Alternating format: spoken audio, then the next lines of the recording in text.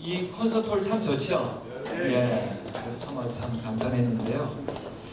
이 가운데 여기 무대하고 가운데 자리 이렇게 주위가 이 삼화음이 되어서 보기만 해도 그냥 시각적으로 화음이 이렇게 쫙 우린다 그런 생각을 하게 됐어요. 이 좋은 자리에서 이제 오늘 그 음악을 통해서 우리의 마음이 하늘 문에서 공명이 되고 그런 중에 또 이제 앞으로 우리가 뭘 할 것입니까? 사실은 이제 말씀드렸는데 어떤 면에서는 이 중에 많은 부분이 오늘날 우리 그리스도인들이 아마 생각하고 공감하는 부분이 아닌가 싶습니다. 그래서 제가 사실은 이 표현을 이제 만들 때 오랜 해내 하다가 사실은 지난 브로셔를 지난 올해 초부터 시작했는데 문구가 완성이 안 돼서 프레임을 잡아놨는데 지난 금요일 날 이제 완성을 했어요. 그리고 제 아내한테 먼저 보여줬습니다. 고민하다가 내가 드디어 말하기로 결심했다 하고 아내한테 보여줬더니 아내가 또 보면서 한 말이 뭐 대단한 것도 아니네요. 그래서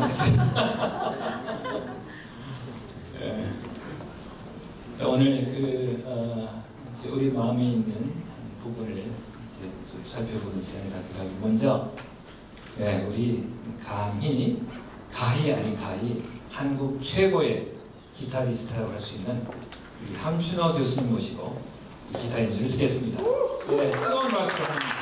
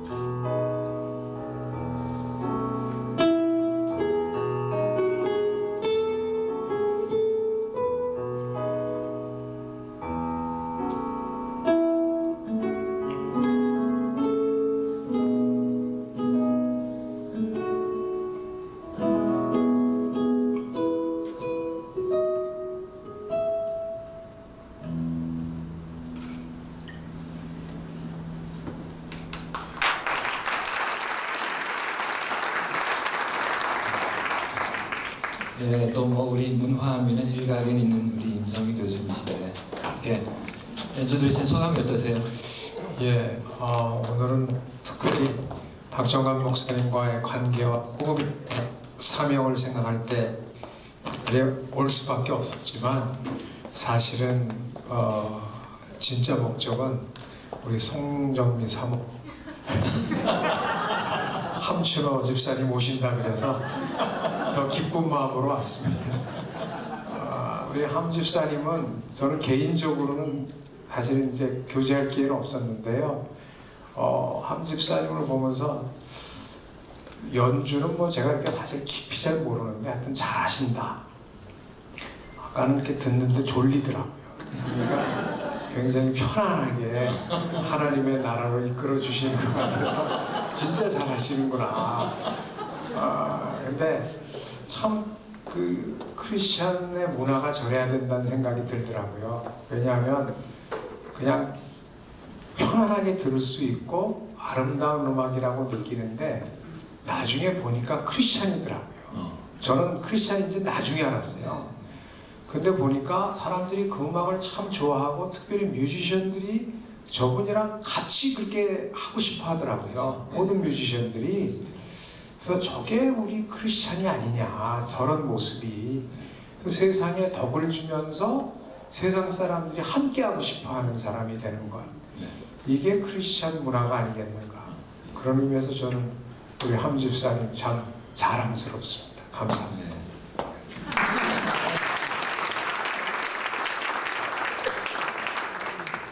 네, 이제 참 좋은 말씀 해주시는데요. 이렇게 알고 나서 보니까 참 크리스찬이네. 좀 다르네. 그런 분들이 참 많거든요. 근데 그런 반면에 또 알고 보니까 또 아니네. 뭐 이런 교회 다니잖아요. 이런 분도 있는 게 사실이에요. 이제 사실은 그 교회가 사회에 사는 일이 굉장히 많거든요. 이 가난한 사람이 아까 돕는 거라든지 사회복지나 여러 가지 분야에 사는 일이 많은데 이 사회로부터 오는 반응은 그에 상응하지 못한다 이런 느낌이 좀 있어요. 그 이유가 뭘까요? 그러니까 어떻게 보면 이제 저희가 이제 크리스찬들 우리들끼리 모였을 때와 보통 이제 저희 기윤실에서 대사회 신뢰도 여론조사를 2008년부터 10년까지 3년에 걸쳐서 한 결과를 보니까요. 전체적으로 사회가 우리를 볼 때의 신뢰도 점수가 평균 점수가 거의 이제 C-가 나왔습니다. C-인데 엄격히 따지면 거의 D예요. 근데 그냥 올려서 하여튼 교묘하게 C-를 거의 만들었는데 분석해 보니까 우리끼리 매긴 점수는 B0 이상이에요. 우리끼리는. 그래서 그 왜 그러냐 그랬더니 서울대 김영인 교수께서 조사한 결과는 첫 번째는 우리가 남이가 우리끼리 할 때 그래도 우리끼리는 좀 감싼다. 또 하나는 또 밖에 사람들이 뭐라 그러는 것보다는 안에 들어와 보면 그래도 그렇게 엉터리는 아니다. 상대적으로 하여튼 그래도 B0인데 우리끼리 B0인데 전체가 C-면 밖에 있는 사람들은 밖에 있는 분들이 매긴 점수는 D 이하거든요. 왜 그럴까? 어떻게 보면 우리가 이제 소통에 있어서 실패하는 것도 있지만 그래서 2009년도에는 저희가 2008년도 조사에서는 소통이 실패다. 그러니까 이제 우리가 너무 오른손이 하는 일 왼손이 모르게 하고 왼손이 하는 걸 오른손이 모르게 하는 것도 중요하지만 선한 행실을 좀 나타낼 필요도 있다. 그래서 나름대로 애썼는데요. 2009년도에 보니까 올라갔어요. 그때 올라간 게 뭐냐면 왜 올라갔나? 특별히 20대, 30대에서 올라갔는데 태안반도와 용산에서 참사가 있었을 때 어쨌든 기독교인들이 참여를 많이 했어요. 그게 인정을 받았고 뭐 우리가 다른 종교 얘기할 필요는 없지만 저희한테 도움이 되기 때문에 불교가 우리보다 항상 선호도가 위였었는데 2009년도에만 역전이 됐었어요. 그 왜 그랬나? 보니까 그때 불교도 분들이 굉장히 화가 나셔갖고 시청 앞에 많이 나갔어요. 그래서 이제 종교 편향 그 집회를 크게 하셨는데 나름대로는 다 일리가 있어서 하셨겠지만 세상 사람들, 특별히 젊은 사람들이 봤을 때는 이렇게 시청 앞에 나가서 힘을 과시하는 걸 싫어하더라고요. 그러니까 어떻게 보면 거꾸로 우리가 시청 앞에 나가서 기독교의 힘을 그렇게 보여주려고 하면 할수록 소통이 안 되더라. 그래서 이제 2010년도에는 뭐를 넣었냐면 우리가 이런 걸 넣었어요. 너무 세상 사람들이 우리가 세상에 대해서 많은 일을 하는데 모르는구나. 그걸 좀 알려야 되겠다. 그래서 항목에다가 그 항목을 처음 넣었어요. 여러분은 종교 중에서 가장 사회봉사를 많이 하는 종교가 뭐라고 생각하십니까? 그걸 넣었거든요. 그랬더니 이분들이 다 아시더라고요. 첫 번째가 개신교, 두 번째가 가톨릭, 세 번째 불교는 많이 안 한다. 다 아셔요. 근데 그 다음 질문에 사회에 그래서 도움이 되는 봉사활동이 뭐라고 생각하냐고 물었더니 첫 번째가 가톨릭, 두 번째가 개신교, 세 번째가 불교예요. 그러면서 왜 그러냐 그랬더니 너희들은 이미 너희의 상을 받았다. 그리고 너무 목적성 있는 봉사를 한다. 그래서 그때 이제 깨달은 것이 뭐냐면 이제는 진검승부가 아니면 안 된다. 보여주기 위해서 뭔가 누구를 설득하기 위해서 하는 게 아니라 진짜 진검으로 진심으로 우리가 봉사면 봉사, 소통이면 소통을 그러니까 우리가 좀 더 신앙인다워지는 것이 결국은 사회와의 소통의 근본이 아니겠나 하는 생각을 해봅니다. 그 사실은 최근에 미국서 나온 제 자료인데요. 전도할 목적으로 접근했을 때 한 사람을 얻는다면은 그냥 레스하고 도와줄 때 48명을 얻는다. 이런 통계가 나와 있습니다. 근데 이건 우리 한국에도 그대로 적용되는 현실이라고 생각을 합니다. 어쨌든 우리 임성희 교수님 다음에 또 이제 또 한 번 더 시간 드리기로 하고요.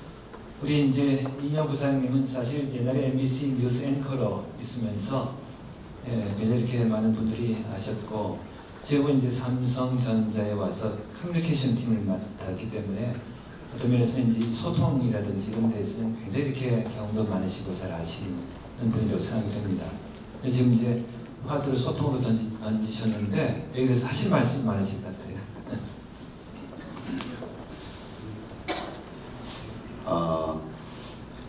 제가 느끼기에도 평신도 입장에서 보면은 우리 교회의 그 대사회 소통력이 많이 떨어진다. 그런 걸 느낍니다. 임 교수님 말씀 들어보니까 우리 어려운 계층에 대해서 어느 종교가 가장 관심을 많이 갖습니까? 근데 기독교라고 대답했다는데 사실 저 조금 놀랬고요. 이제 보통 소외 계층에 대한 관심과 지원이 가장 많은 데가 개신교인데 뭐 제 주위에서 보면 그렇게 생각을 안 하는 것 같아요. 오히려 이 개신교는 그 개교회 이기주의에 빠져서 우리 사회의 그 어려운 계층에 대한 관심이 별로 없는 거 아니냐 이렇게 들리는 것 같고 또 교회의 잘못된 문제에 대해서는 이 얘기를 해요. 그렇지만 또 교회가 잘하는 것에 대해서는 별로 얘기하지 않고요. 만약에 우리가 오른손이 하는 일을 왼손이 모르게 하라는 예수님 말씀에 우리가 충실했기 때문에 이런 일이 일어났다면 저는 그건 오히려 좋은 일이 아닌가 그렇게 생각하고요. 저는 그 소통은 홍보와는 다르다고 생각을 합니다. 만약에 소통에 실패했다면 그건 저희가 알려야 할 것을 알리지 못했기 때문에 소통에 실패한 게 아니라는 그런 의미죠. 사실 소통의 가장 중요한 전제는 저는 공감이라고 생각합니다. 그리고 공감은 상대방에 대한 배려에서 나오고요. 상대방의 처지와 입장을 살펴줄 때 저희가 공감을 할 수 있고 그렇게 공감을 했을 때 소통의 길이 열린다고 생각합니다. 길이 열려야 저희가 전하려고 하는 메시지가 상대방에게 흘러가는 거죠. 그래서 만약에 교회가 교회의 대사회 소통력이 떨어진다, 부족하다면은 그건 저희가 거꾸로 교회가 우리 사회에 대한 그 공감력이 떨어지는 게 아니냐 그렇게 되물어볼 필요가 있다고 생각합니다. 뭐 교회는 이제 믿는 사람들이 모여서 예배하고 교제하고 또 이웃에게 믿지 않는 사람들에게 예수의 구원과 사랑을 전하는 그런 데죠. 근데 그러려면은 먼저 그 믿지 않는 사람들에 대해서 저희가 잘 알아야 되고 잘 이해를 해야 하는데 과연 그런가? 무엇보다도 우리가 낮아져서 섬겨야 한다 이런 건 알지만은 소통력이 떨어진다면은 아주 근본적인 문제로 돌아가서 바로 이런 부분 우리가 믿지 않는 사람들을 잘 아는가, 잘 이해하는가, 배려하는가, 공감하는가 정말 낮아져서 섬기는가? 그 문제 먼저 문제를 좀 던져야 한다고 생각하고요.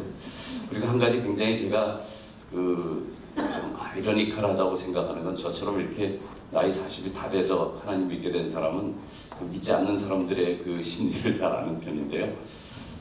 제가 이제 저희가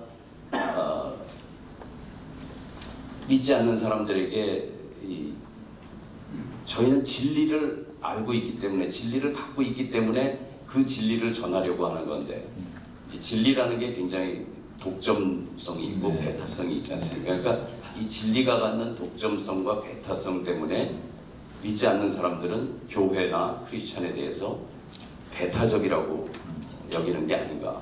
그렇기 때문에 오히려 마음의 문을 닫는 게 아닌가.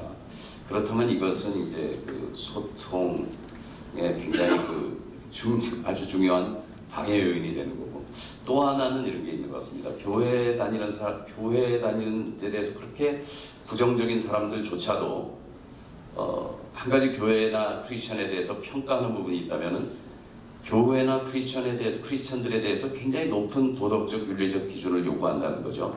그럼 그거는 사실 교회나 크리스천을 굉장히 높게 평가한다는 얘기인데, 그렇기 때문에 교회나 크리스천의 잘못된 행동에 대해서는 훨씬 더 가혹한 비판을 하는 거죠.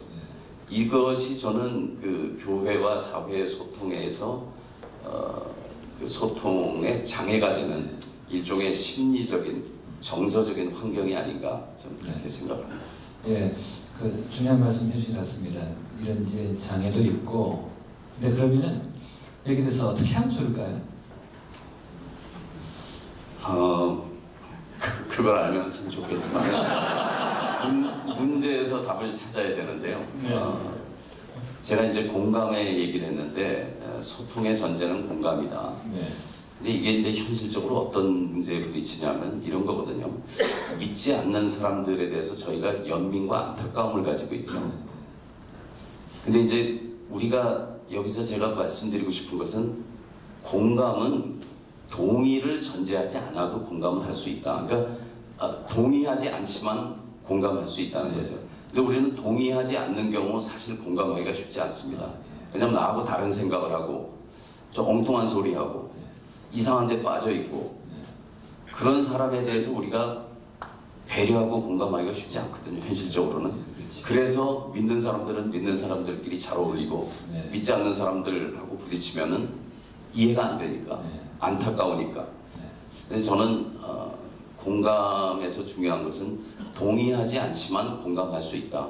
이것을 저희가 좀 생각을 해야 될 것 같고요. 그래서 나는 너한테 동의하지 않지만 너를 이해할 수 있어, 공감할 수 있어, 이렇게 할 때 소통의 길이 열린다. 그리고 또 하나는 아까 말씀드린 것처럼 그 문제에서 답을 찾아 들어가야 되는데, 우리에게 높은 도덕적 윤리적 기준을 가지고 우리를 본다. 따라서 우리에 대한 비판도 훨씬 더 가혹하다. 그렇다면은 정말 중요한 것은 신앙과 삶의 일치. 저는 신앙과 삶의 불일치야말로 교회와 크리스천과 사회의 소통을 가로막는 가장 큰 적이다, 이렇게 생각합니다. 그래서 이게 참 어려운 과제지만은 신앙과 삶이 일치될 때 믿지 않는 사람들은 보이지 않는 하나님, 2000년 전에 돌아가신 예수님을 나의 주인으로, 나의 하나님으로 이렇게 받아들이기가 어렵거든요. 그러면 결국 믿는 사람을 통해서 볼 수밖에 없는데, 믿는 사람이 예수님을 닮아 있다면은 그건 이미 소통이 된 거고, 믿는 사람이 아니 믿는 사람이 왜 저래? 그러면 이미 소통의 문은 닫히는 거다. 그렇게 생각합니다. 그 홍보와 소통은 구별돼야 되고, 그 다음에 공감은 반드시 동의를 전제로 하지 않아도 된다. 이게 참 중요한 말씀 같습니다. 사실 우리가 이해한다고 하는 것도 이해한다는 것이 반드시 동의한다는 것은 아니거든요. 공감이 동의와 구별되듯이. 근데 이제 우리가 그걸 많이 혼돈스러워 하는데, 그래서 이제 이해한다고 할 때 뭐 이렇게 동의해야만 그렇게 이해가 되는 줄 알고, 그런 좋은 이제 구분을 해주신 것 같아요. 근데 지금 이제 행위와 신앙, 삶과 신앙이라고 했을 때 우리 삶의 자리 중에서 또 중요한 것이 직장 아니겠습니까? 가정이 있고 직장이 있는데 뭐 하여간 가정은 또 요즘 보면은 어떻게 가정에서 잠자는 시간을 빼면은 가정에서 지낸 시간보다 직장에서 지낸 시간이 더 많고, 그런 면에서 이제 그리스도인들에게 이 직장은 소중히 여겨져야 되는데, 우리 이제 방석희 목사님은 이 직장 사역의 대부와 같은 분이세요. 오랫동안 사실은 이제 선구자로서 척박한 땅에 씨를 뿌리고 기경하시면서 오랜 세월을 일궈 오셨는데, 이제 요즘 좀 이제 열매가 좀 보이는 것 같습니다. 근데 이제 이 상해 같은 데서 뭐 1년에 한 번씩 포럼도 열리고, 그래서 이제 목회자들과 실업인들을 모여서 뭐 이렇게 컨퍼런스를 하는데 뱀 그럽니다. 이게 뭔가요? 이 뱀이라고 하는 것이. 뱀, 비즈니스 에즈 미션이라는 표현인데 사실은 그걸 뭐 영국 사람은 밤이라고 하고 미국 사람은 뱀이라고 뭐 그런 차이가 있는 것 같아요. 근데, 사실은 선교는 뭐 그레이 전도하고 교회 개척하는 것이 선교인데, 지금 많은 지역에서 사실 그것만으로 선교를 할 수가 없는 그런 상황에서 비즈니스가 좋은 대안이 되겠다 해서, 그래서 비즈니스를 통해서 선교하자는 무브먼트가 많이 일어나고 있습니다. 그런데 그게 안타깝게도 비즈니스를 미션을 위한 수단, 도구에 머무는 경우가 많이 있는데, 비즈니스에서 미션은 물론 비즈니스가 선교를 위한 도구의 요소도 있어요. 그런데 비즈니스에서 미션에서 강조하는 것은 비즈니스 자체가 선교일 수 있다. 나가서 선교가 돼야 된다. 그러니까 전도와 교회 개척을 통해서 하나님의 나라를 이루는 거 물론 중요하고, 그거를 위해서 비즈니스가 필요한데, 사실은 비즈니스 자체를 크리스찬답게 성경적으로 하는 것 자체가 하나님의 나라를 이루는 그런 선교가 될 수 있다는 개념.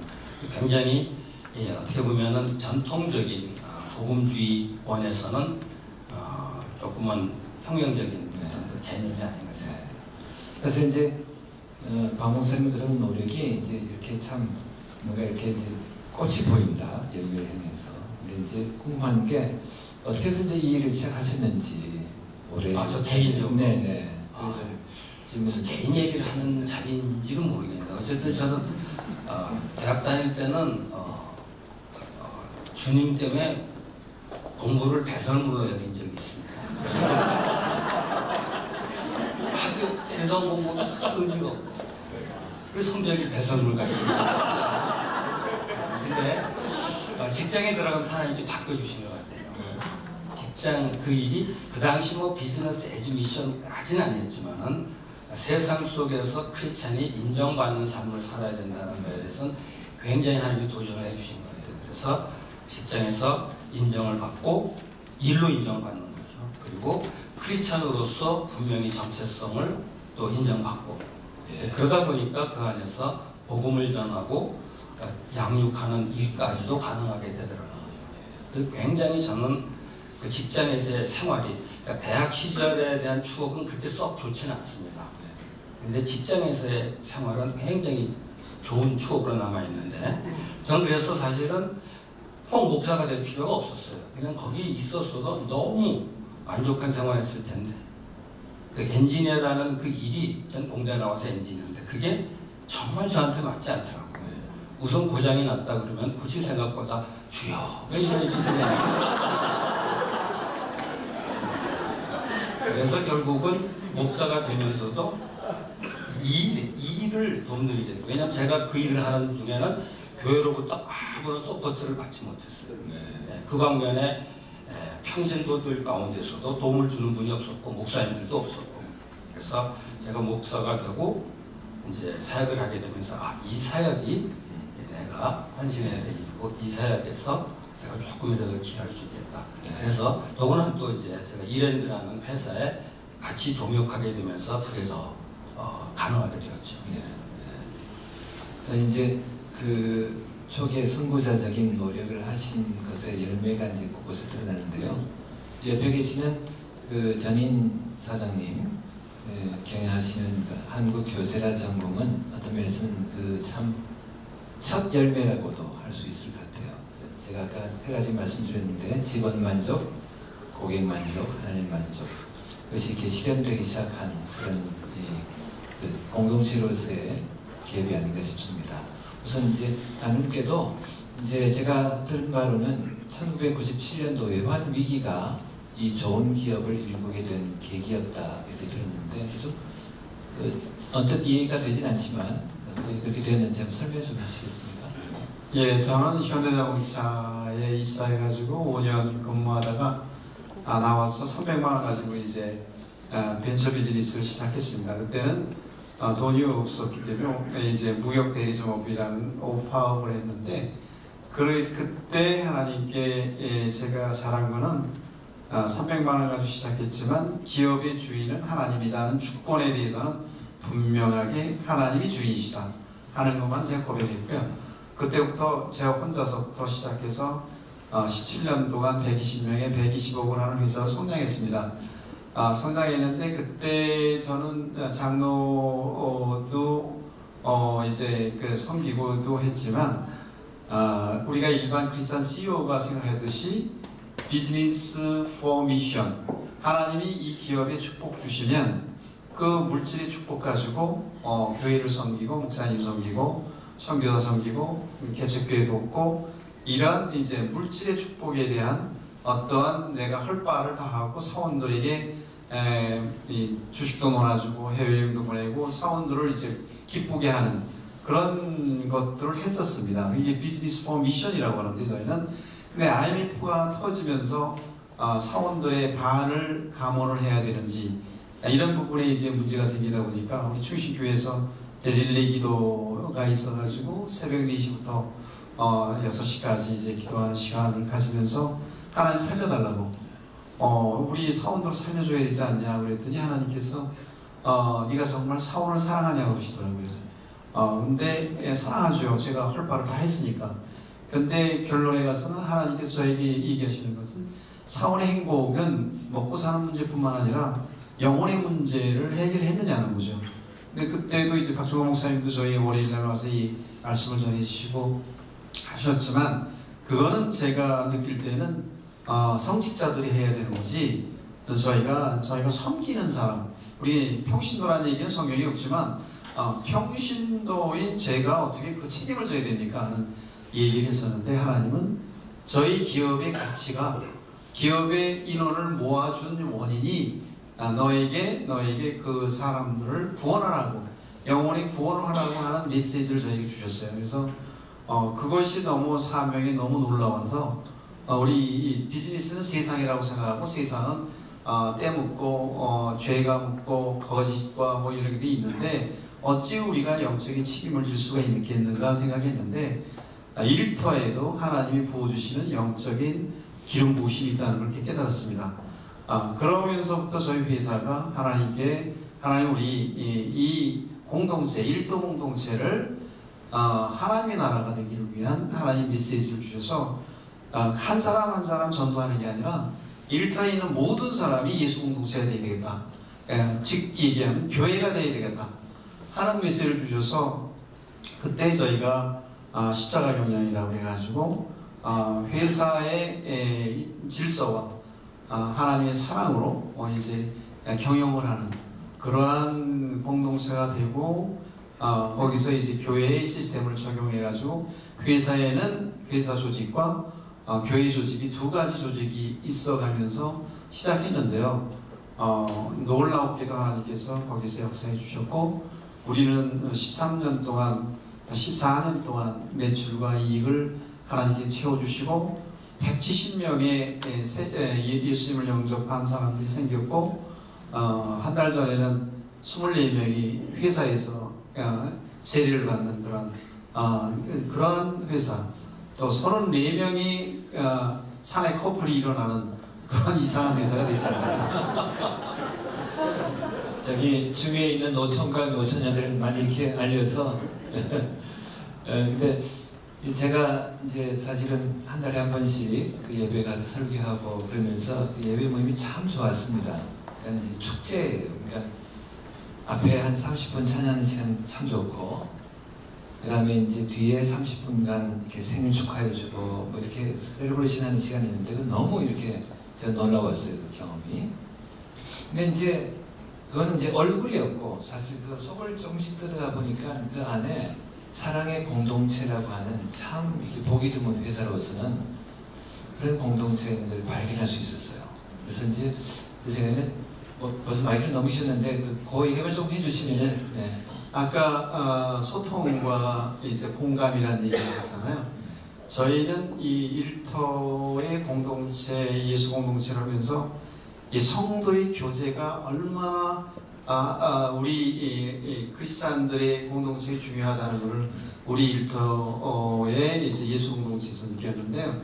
그게 사랑의 공동체입니다. 그러니까 진정한 우리 공동체 한 사람 한 사람의 삶을 나눌 수 있는 문화가 됐느냐 안 됐느냐, 내 가슴의 얘기를 할 수 있고 영혼의 얘기를 할 수 있는 우리의 공동체가 됐느냐 안 됐느냐 이런 얘기인데요. 우리는 이제 교제도 없고 이제 목사님은 월요일마다 오셔서 말씀만 전하고 가시지 어떤 우리 공동체에 대한 문제를 해결해 주시는 건 아니거든요. 그럼에도 불구하고 리더 한 사람 한 사람들이 공동체의 기본조가 돼서 그들을 섬기려고 그러고 그들 안에 자기 진솔한 얘기들을 시작할 때 성령님이 우리 안에 간섭해 주시고 우리 안에 역사해 주시는 걸 저희들은 경험합니다.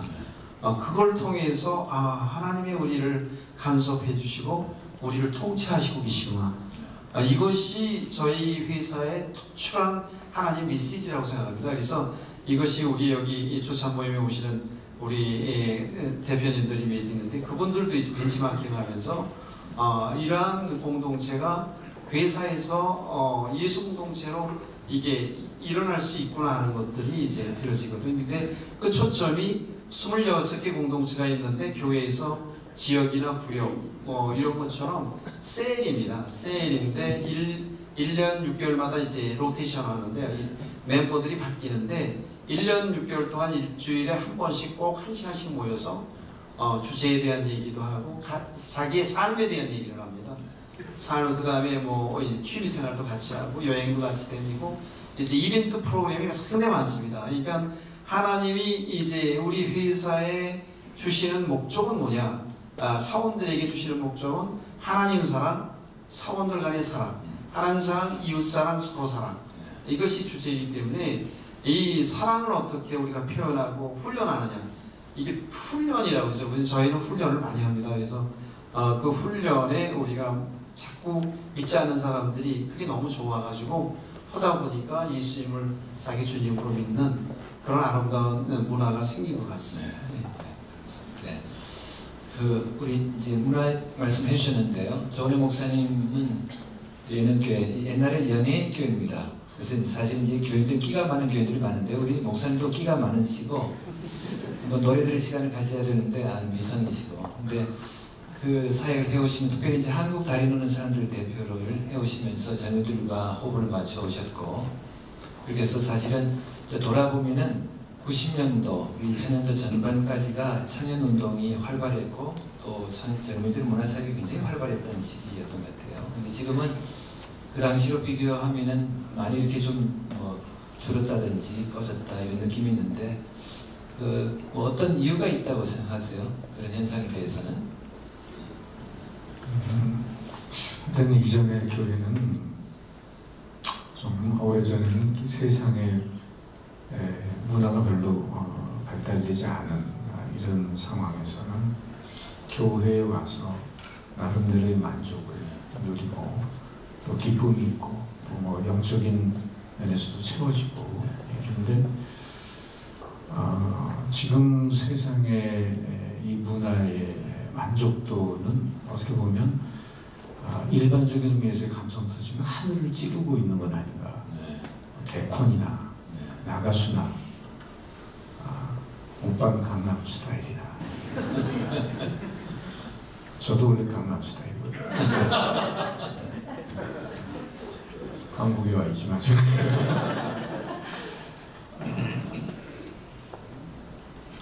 과거에는 그렇게 교회가 오기만 하면은 뭐 아주 옛날에 그런데 지금 이 세상 문화에 대한 만족도는 정말 하늘을 찌르고 있는 반면에 교회가 과연 그런 유행을 어떤 그 문화적인 유행을 넘어서서 인격과 영성과 삶에 정말 깊은 감동을 주고 있는가, 그런 면에서의 진정한 챌린지가 있는가. 뭐 과거에 흔히 그 젊은이들은 부를 수 있는 노래, 흔들 수 있는 깃발, 따를 수 있는 지도자가 있으면 된다, 이런 얘기들을 많이 했는데 지금 과연 그런 어떤 세 가지 요소가 정말 우리 젊은 세대들을 이끌 수 있는, 그 영혼을 사로잡을 수 있는 깊은 영성이 오늘 그 교회가 준비되고 그것이 임팩이 가고 있는가, 이런 면에서 오히려 전반적으로 교회의 영성도 세상 문화의 영향을 받아서 그런지 좀 질이 떨어지고 있는 거 아닌가. 그러니까 뭐 젊은 세대들이 볼 때도 물론 우리가 그동안 기독교 문화운동 여러 가지 하면서 또 그런 예배 사역이나 또 CCM 또 등등 여러 가지 면에서 또 노력한 문화 사역자들도 많고, 그런데 지금 어떤 이 아이폰, 진짜 이 SNS 소셜 네트워크 문화라든지 빠르게 핸드폰 안에서 모든 것이 만족이 되고 충족이 되는 젊은 세대들의 영혼과 정신을 끌어가는 그 요소에 대한 속도가 너무나 빠르게 발전되고 있는 속에서 교회가 그것을 뛰어넘거나 대적할 수 있는 카운터파트가 되는 그런 영성의 깊이라든지 어떤 감동되는 미니스트리에 대한 그 도전이 우리 젊은 세대들에게 과연 따라가고 있느냐 하는 데서는 저는 퀘스천인 겁니다. 네. 그럼 이 시점에서 목사님 보시기에 이제 교회가 어떤 대안을 내놔야 될 텐데 어떤 점이 중요하다고 생각을 하십니까? 어차피 요즘 교회 문화가 예를 들면 세상 문화를 그런 어떤 겉사람의 만족을 주는 그런 면에서 과연 따라갈 수 있을까? 그건 참 어렵다고 좀 생각이 되는데요. 오히려 그럴수록 상대적으로 지금 어떤 교회가 생명력을 유지하고 할 수 있는 이런 부분들이 이제 전에 뭐 우리 강준민 목사님이 뿌리 깊은 영성이라는 책 쓰고 그런 부분 한 것처럼 그 말의 표현을 인용한다면 더 우리는 어떤 속으로 뿌리를 내리는 깊은 영성으로 가면서 또 아까 나눴던 것처럼 삶의 현장에서 우리 젊은 세대들이 과거에 뭐 1907 이런 그 무브먼트를 통해서 확 젊은 세대들이 좀 믿는다고 하는 친구들이 바람을 일으키고 거기에 따라 나서고 있는데, 그 다음에 1907년 이 100주년 끝난 다음에 뭔가 이렇게 북한 이런 느낌이 되는데, 그런 부분들을 우리 전 장로님 또 실질적인 그런 일을 하고 있고 직장 사역인 것처럼 삶의 현장에서 그들이 넌 크리스찬의 바이블로 젊은 세대들의 어떤 실제적으로 그 믿음이 삶의 현장에서 이렇게 열매를 구현되는 이런 부분에 오히려 교회가 챌린지하고 그 운동의 어떤 그 운동이 끝나기 전에 그렇게 열매를 맺을 수 있는 부분으로 연결할 수 있는 우리들의 노력이 좀 부족하지 않나요? 그런 생각을 말씀드리면서 그 크리스찬들은 넌 크리스찬의 바이블이라고 하는 그 말씀이 참 마음에 와닿습니다. 그러니까 이제 성경을 모르는 분들에게 있어서 성경을 엿볼 수 있는 것은 결국은 그리스도인들일 텐데 그런 면에서 우리 김성규 교수님께 다시 이제 그 마이크를 돌려서요. 문화 예를 들어서 뭐 헤어를 자연이라고 하면 헤어스타일을 문화고 그렇게 말할 수 있지 않겠습니까? 근데 뭐 이제 오른쪽 가르마를 하냐 왼쪽 가르마를 하냐 뭐 올백을 하냐 이거 가지고 뭐 윤리적인 판단을 갈 수는 없죠, 그렇죠? 그래서 이제 상당히 중립적인 부분이 많은데 그렇지만 그래도 문화와 윤리가 같이 가는 부분, 다시 말해서 가치 평가를 통해서 문화를 해석하는 그 핵심이 있다고 생각이 돼요. 그리고 이제 우리 크리스천들로서는 그냥 문화를 맹목적으로 따라가는 것이 아니라 뭔가 어떤 가치 평가를 통해서 해석하고 또 받아들이고 쫓아가지 말고 쫓아가지 말아야 되고 이런 것이 있을 텐데 그러한 그 관계 또는 구분에 대해서 뭐 하신 말씀 많으실 것 같아요. 말을 많이 할 수 있을 것 같은데 정확하게 얘기하기는 쉽지가 않을 것 같습니다. 그러니까 뭐 로마서 12장 1절 2절 말씀처럼 결국은 우리의 삶을 하나님이 기뻐 받으시는 거룩한 산 제물로 드리는 것, 그게 문화잖아요. 예. 우리가 추구하는 영적 예배라는 것이 기독교 문화라고 저는 생각을 하고요. 그러려면 이 세대를 본받지 말고 마음을 새롭게 함으로 변화를 받아 하나님의 선하시고 기뻐하시고 온전하신 뜻을 분별해야 되는데, 근데 이제 딱 볼 때 로마서 12장 2절을 갖고 저희도 설교를 이제 여러 번 하지만 어떤 분들은 이 세대를 본받지 말라에 굉장히 이제 포인트를 두시고 또 어떤 분들은 변화되어야 된다는 데만 초점을 맞추는데 사실은 두 개가 하나님의 말씀이고 하나님의 선하시고 기뻐하시고 온전하신 뜻을 분별하려면 이 세대를 본받지도 말아야 되고 한편으로도 마음을 새롭게 함으로 변화를 받아야 되는 거니까요. 어떻게 보면 진보와 보수가 다 우리 안에 이제 있어야 된다고 생각을 하고요. 그런 의미에서 뭐 야고보서의 말씀처럼 육신의 정욕과 안목의 정욕과 이생의 자랑을 추구하는 것, 부정적으로는 그것, 그러니까 현대 문화가 현대 포스트 모던 문화와 소비 문화가 이렇게 딱 퓨전이 됐을 때 나타나는 부정적 현상, 물론 다 부정적인 것만은 아니지만 그때 부정적 현상을 분별할 때 핵심은 제가 볼 때는 육신의 욕망과 안목의 정욕과 이생의 자랑인 것 같아요. 말을 뭐 다르게 표현할 수도 있겠지만 그거는 걸러내고, 그러나 그런 문화에 대해서 무조건 배척할 게 아니라 문화에 대한 이해, 결국은 교회가 지금 열정을 가지고 있지만 세상과 소통하지 못하는 것은 공감을 못하는 건데, 공감 못하는 건 뭐냐면 일종의 컬처럴 레깅이잖아요. 그러니까 문화 지체.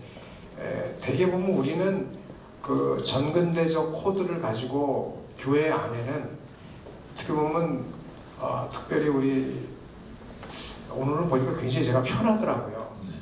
복음성가도 다 편하게 부를 수 있는 복음성가를 부르고, 그런데 좀처럼 어디 가면 요새 그렇지 못하거든요. 그러니까 벌써 여기 모인 우리는 상당히 문화적 동질 그룹인데 상당히 전근대성과 근대성이 혼재된 이제 집단이라고 보여집니다. 저도 낮에는 근대고 밤에는 전근대성이 강해지는데요. 그러나 40대 이하들은 예컨대 포스트 모던적인 게 강하잖아요.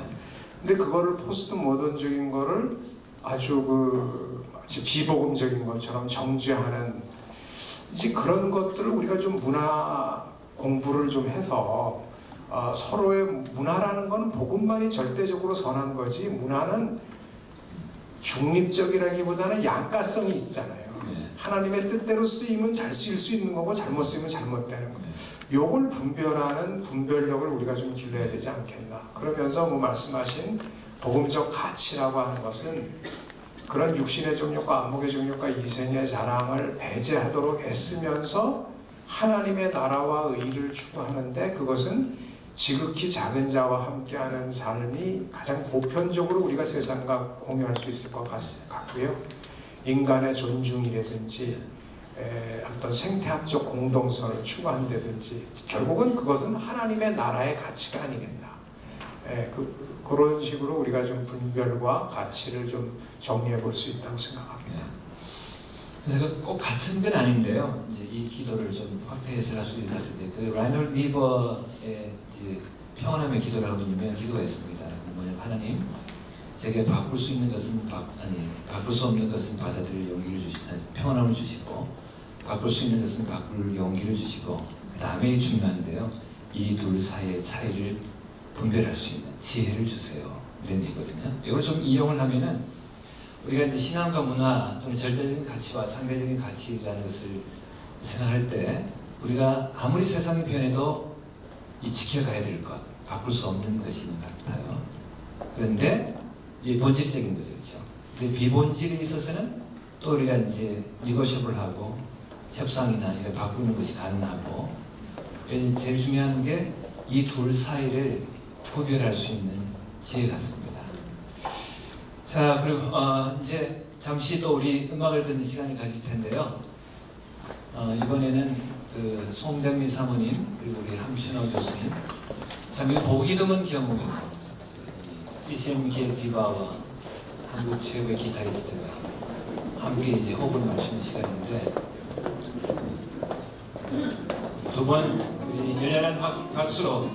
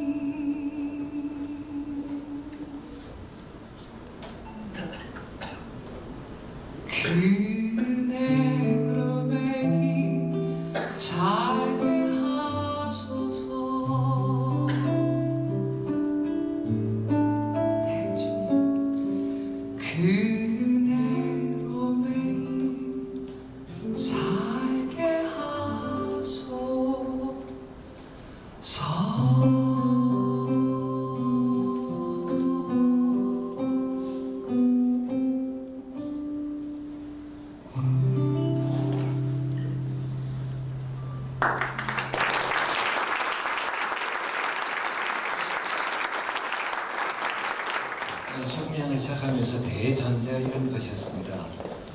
70년대, 80년대 한국 교회는 영화로운 시기를 보냈다. 수수기를 보내는 거죠. 성장기를 보내는 거죠.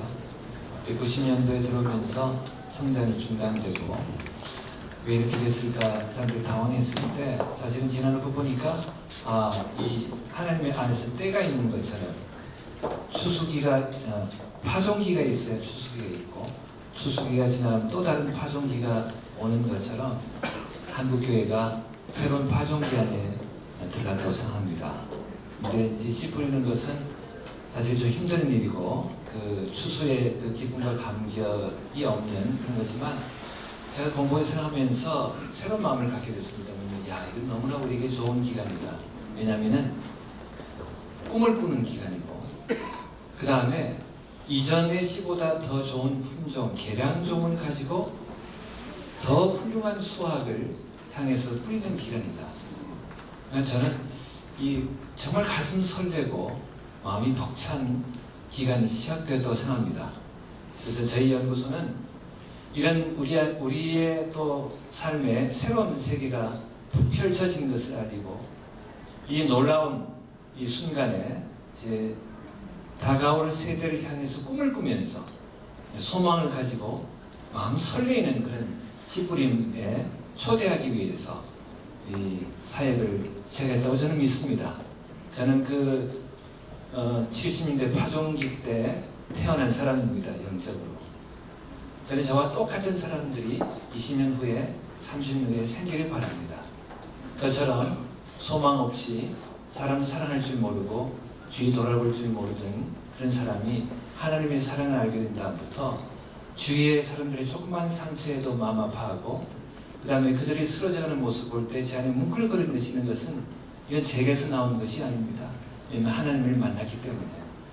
그런데 지금 메마른 이 시대에 다시 한번 그런 일이 가슴 뭉클하는 감동이 있는 일이 우리 교회 안에 다시 있도록 새로 일어나는 젊은이들이 그런 이 뜨거운 하나님의 생명과 사랑을 가지고 또 주의 이웃들에게 다가가는 그런 시기가 다시 왔으면 좋겠습니다. 하나님의 진정한 사랑이 그리고 진리가 정말 막힘없이 힘있게 선포되고 전달이 되고 사람들에게 영어로 말하자면 appreciate 되도록 이거 정말 좋은 것이다 라고 그 가치 그대로 그 맛 그대로 받아들여지도록 저는 그런 때가 올 것이라고 분명히 믿고 이게 20년이 걸릴 수도 있고 30년이 걸릴 수도 있는데 그때까지 우리 이거 하자. 이거 너무나 가치 있는 일이고 정말 좋은 일이다. 우리는 어떻게 보면은 과거의 성찰을 통해서 개량된 품종을 가지고 있는지도 모릅니다. 이미. 그래서 오늘은 아마 그러한 것을 어떤 그러한 마음을 나눈 시간이 아닌가 생각이 됩니다. 그래서 마지막으로 여기 계신 분들에게 제 앞날에 대한 소망, 한국 교회에 대해서 거는 기대 또는 우리 소금양의 사역에 대해서 가지는 바람 이런 것들을 간단하게 30분씩 아니 30초씩 30초씩 나눴으면 좋겠습니다. 30초 조금 더 걸릴 것 같은데 제가 이렇게 한번 얘기해 볼게요. 제가 뭐 다리 놓은 사람들 대표하다 보니까 예배 강의를 많이 하는데 예배 갱신에 대해서 얘기할 때 본질과 형식에 대해서 얘기하거든요. 그래서 이제 다음 세대를 위해서는 이 전통적인 예배 패러다임에 묶여 있지 말고 우리가 다음 세대를 위해서 이런 통합적 또는 현대적인 예배 패러다임에 대한 문을 열어야 된다 이런 얘기를 하면서 그런 것이 정말 잘 되려면은 예배의 본질을 더 많이 습득해야 된다. 그 얘기는 우리의 본질은 몸에 해당하고 형식은 우리의 옷에 해당하는데 근데 시대와 역사의 변천 과정에 따라서 우리가 옷을 다 바꿔 입어왔잖아요. 조선시대 입는 옷 다르고 지금 입는 옷 우리 다르고 우리 다음 자녀들이 입는 옷 다르고 그걸 틀렸다라고 말하는 게 아니라 다르다라고 말해야 하는 건데 그러니까 제가 이제 강연을 하다 보니까 이 예배의 형식을 정말 바꾸려면 정말 본질을 제대로 가르쳐줘야 된다는. 그러니까 그 몸이 흔들리지 않는다고 하는 것을 알면 아 옷은 바꿔 입어도 된다 하는 자연적인 귀결이 찾아오는데 기성세대들은 마치 법계가 사라진 성소, 지성소 같은 전통적인 어떤 알맹이 빠져있는 옛날 거 붙들고 있으면서 이것이 옳다라고 주장하는 그런 문화 속에 들어있는 것이 많고 또 젊은 세대들은 주의할 것이 그런 옷은 갈아입었는데 몸에 이상이 생기는 부분에 대해서도 분명하게 주지해줘야 되는 그런 부분이 있는 거예요. 그러니까 한국교회가 이 지금 아까 저한테 처음 질문하셨던 부분처럼 그런 문화적인 어떤 세상적인 것을 따라가려고 하는 그런 부분에서 모양만 바꿨다가는 사실은 다 식상한다는 거죠. 그거 근처에 가지도 못할 거고 세상 문화의 근처도 못 가는 거고 사실은 흉나만 내다가 알게 되면 대번에 그 맛을 알거든요. 그 속이 없다는 거를. 이런 면에서 정말 소금향이 앞으로 하는 일이 또 예배와는 뭐 또 다른 차원에서 대사회적인 교회와 사회의 일을 하시지만은 이런 것을 할 수 있는 깊은 영성 결국은 말씀의 불꽃이 튀고 기도의 불꽃이 튀는 이런 부분들로 어떻게 보면 회귀돼야만 더 세상 문화적으로도 달려갈 수 있는 동력이 생기는데 이거 없이 만약에 어떤 겉모양으로 달려갔다가 우리가 지금까지도 좀 어려워진 거 있는데 이런 부분에 대해서 소금향이 이 본질과 그러면서도 또 모양도 바꿔야 돼요. 본질에 그 어떤 충실하면서도 모양도 함께 인카네이션 차원에서 바꿔가는 이런 부분들이 주어지면 좋겠다 생각합니다. 감사합니다. 전자님. 예, 저는 교회가 좀 바뀌었으면 합니다.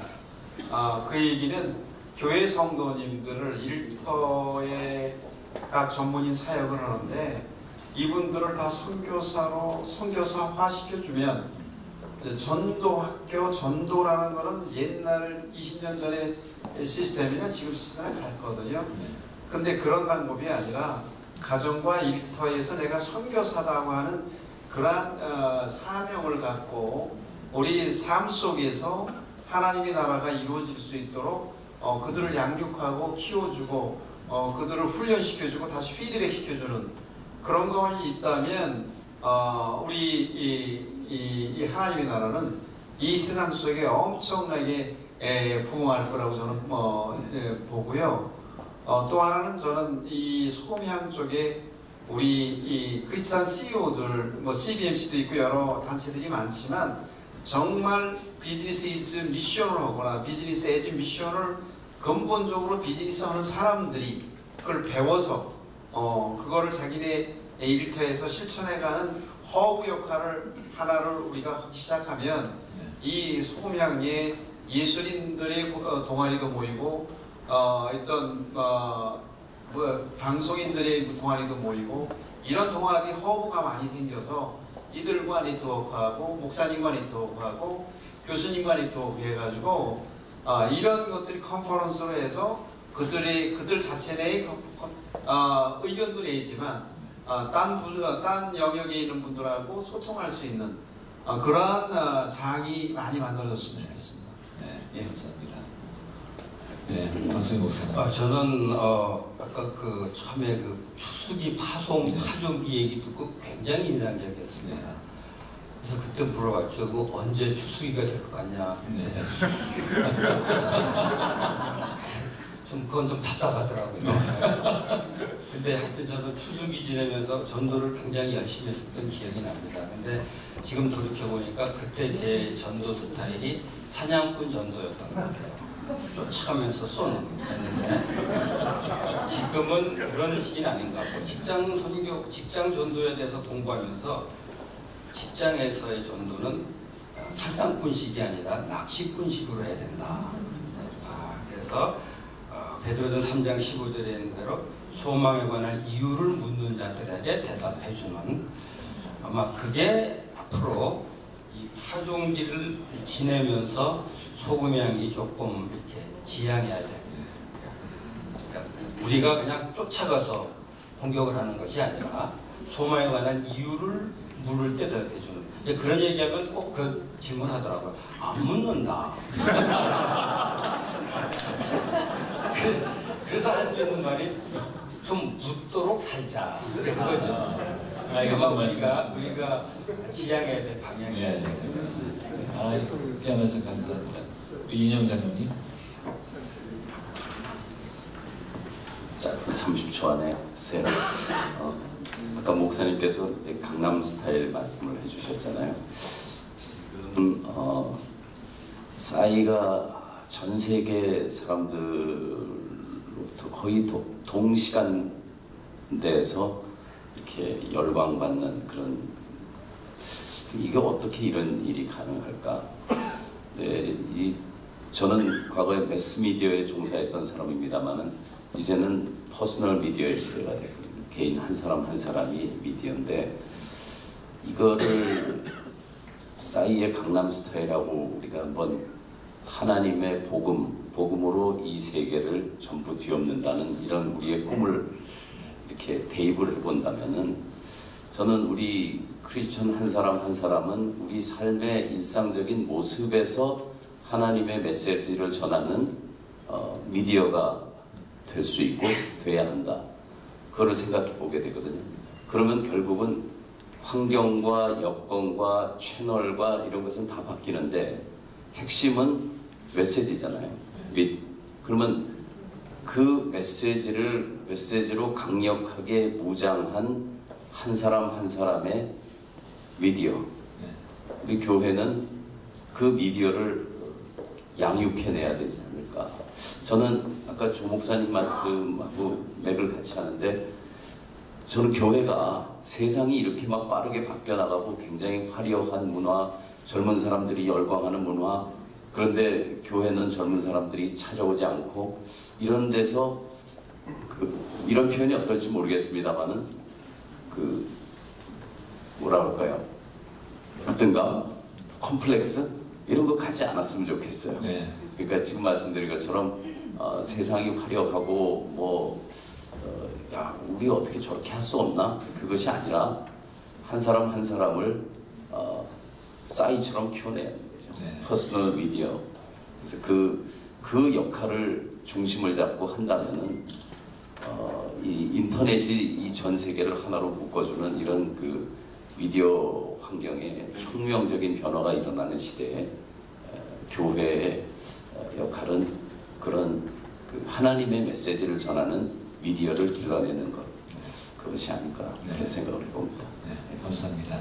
마지막으로 임 교수님. 예, 아까 우리 박 목사님께서 소금향의 비전을 얘기하실 때 네이션, 보케이션, 제너레이션 하시면서 그 말씀해 주실 때에 그 공공신앙이라는 얘기를 하셨잖아요. 퍼블릭 페이스, 신앙의 공공성에 대해서 그때 이제 우리가 하나 이랬으면 좋겠다 하는 반면 교사가 그 왜 리처드 마우가 쓴 Indecent Christianity, 무례한 기독교인이라는 책에 보면 그때 80년대 당시에 미국 기독교인들을 보니까 두 종류가 있더라, 자기 주위에. 하나는 아주 확신이 있는 크리스찬들이 있는데, 확신이 있는 크리스찬들은 좀 거의 교양이 없고, 또 하나는 교양이 무지하게 있는데 교양이 있는 크리스찬들은 확신이 좀 없더라. 그러니까 이제 저는 부자입니다. 그러니까 이것을 어떻게 좋아하는 것, 이것이 이제 우리 시대의 과제라고 보여지고요. 소금향을 비롯해서 이제 우리가 소금향에 특별히 힘써줘야 될 것, 같이 노력해야 될 것은, 그러한 온전한 신앙인을 육성하기 위해서는 신앙, 그러니까 나무를 치면 저는 신앙과 영성은 뿌리랑 같다고 생각하고요. 그 뿌리에서 올곧은 삶이 사라질 때 이게 이제 삶으로서의 우리의 그 신앙의 줄기로서의 삶이고 또 그 삶에서 맺어지는 열매가 문화가 아닐까. 그런 의미에서 오늘날 한국교회가 이 열매가 기독교 문화가 좀 뚜렷하지 않다는 얘기는 우리의 뿌리 신앙에 있어서의 뭔가 순수성이 이게 좀 오염되어 있고 왜곡되어 있지 않은가. 그런 의미에서 신앙과 영성을 바르게 하고 삶을 올곧게 살아 올리고 거기서 기독교인으로서의 열매로서의 문화를 맺어서 우리 송사모님이나 함 집사님이 맺는 것들은 대중들도 보고 즐거워하고 덕을 볼 수 있는 그러한 문화를 만들어가는 우리 교인들 되는데 소금향이 일조를 했으면 하는 바람을 가지게 됩니다. 네, 감사합니다. 네, 오늘 말씀을 나누면서 잠시 이제 우리가 사는 이 시대를 돌아보고